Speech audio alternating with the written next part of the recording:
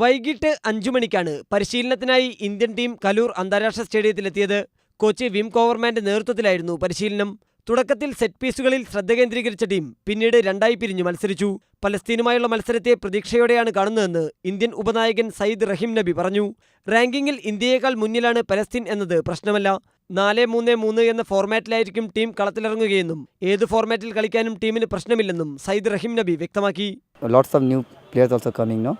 I think it's no problem because maximum team in like I-League team maximum playing in 4-3-3, 4-3-1 like this. It's no problem.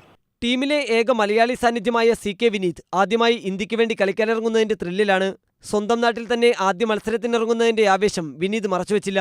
ഇന്ത്യൻ്റെ കളിയായതുകൊണ്ട് എൻ്റെ നാട്ടിൽ തന്നെ കളിക്കുന്ന എൻ്റെ ആദ്യത്തെ കളി എനിക്ക് ഭയങ്കര സന്തോഷം. അപ്പോൾ എങ്ങനെയെങ്കിലും ഇവിടുത്തെ ഈ കളി ജയിക്കണം, അതാണ് ഞങ്ങളെ മെയിൻ എയിം. അതാണ്.